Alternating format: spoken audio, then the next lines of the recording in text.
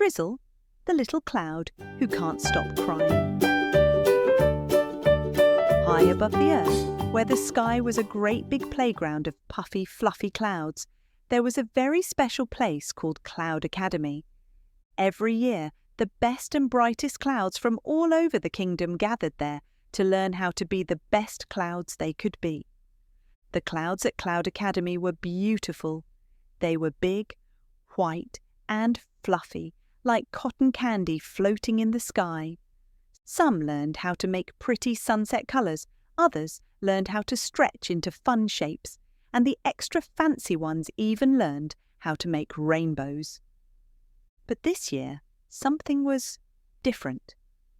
Among the new students was a little cloud named Drizzle. Drizzle wasn't like the others. She wasn't fluffy and white. She was a little, well, grey, and she had a habit of crying. She cried all the time. Drip, drip, drop. Every time Drizzle got nervous, excited, or even just a little bit happy, she cries. And when a cloud cries, it rains. The other clouds weren't too thrilled about Drizzle. Here comes Rainy McRainface, grumbled Cumulo, the puffiest cloud in the academy. Every time she shows up, we have to stop playing cloud tag because no one wants to get wet. And don't even get me started on sunbathing time, whined Cirra, a wispy cloud who loved soaking up the sun. She ruins everything. Even the rainbow clouds, who were usually cheerful, sighed when Drizzle floated by. We can't make rainbows if it's always raining, they said. Drizzle tried her best to fit in. She practiced puffing herself up to look fluffier, but she just ended up looking like a grey cotton ball. She tried to stop crying, but the harder she tried, the more she rained. The only one who seemed to understand Drizzle was Professor Nimbus, the kindest teacher at Cloud Academy. He had a big fluffy beard and a voice that sounded like a gentle rumble of thunder. "Don't worry, Drizzle," he said one day, patting her with a soft breeze. "Every cloud has a special purpose. Even if it doesn't seem like it now, one day you'll find yours." Drizzle sniffled. "But everyone hates me," she said, raining a little. "Nonsense," said Professor Nimbus. "They just don't understand you yet. Give it time." One bright morning, the fluffy clouds watched as children played below. Wanting to help, they drifted over and offered them some cool shade. Drizzle eagerly floated down to join the fun. But the moment she did, the children squealed and ran away to take shelter from her rain. "Drizzle!" Cumulo shouted. "You ruined our fun!" Drizzle's grey turned a little darker, and she started to cry even more. "I'm sorry," she said, raining all over the academy.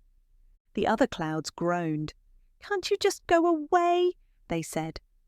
Drizzle's heart sank. She had tried so hard to fit in, but it seemed like she would never belong. With a heavy heart, she floated away from Cloud Academy and went back home. At first, the other clouds were relieved. "Finally, no more rain," they cheered. The one day, something strange happened. The land below Cloud Academy was in trouble. It hadn't rained in a while. The lakes were drying up. The grass was turning brown. The farmers' crops were wilting in the heat, and the animals grew thirsty. Professor Nimbus called an emergency meeting at Cloud Academy. "We must help the kingdom," he boomed. "Who can bring relief to the land?" The clouds all volunteered. Cumulo floated over the fields, shading them from the sun. "Ta-da!" he said. "Problem solved!" But the crops needed more than shade. Next, the rainbow clouds tried. They stretched their colourful arches across the sky, hoping to cheer everyone up. "Look how pretty we are," they said. But pretty rainbows didn't fill the rivers or help the thirsty animals. Professor Nimbus frowned. "Do you know why the land is drying up?" he asked. The clouds all looked at each other nervously. "We don't know," said Cumulo. "We've been doing everything we can, shading the fields, making rainbows, but it's not working." Professor Nimbus floated forward, his fluffy beard drooping. "I know what's wrong," he said. "We've been missing someone." "Who?" asked Cirrha. "Drizzle," said Professor Nimbus. "She's been gone for weeks, and without her rain, the land can't survive." The clouds gasped. They had never realized how important Drizzle was. "We have to find her," said the rainbow clouds. "But how?" asked Cumulo. "We don't even know where she went." Professor Nimbus smiled. "Leave that to me," he said. Meanwhile, Drizzle was sitting on a quiet hill far away from Cloud Academy. She missed going to school, even if the other clouds weren't very nice to her. She wondered if they even noticed she was gone. Just then, she heard a familiar rumble.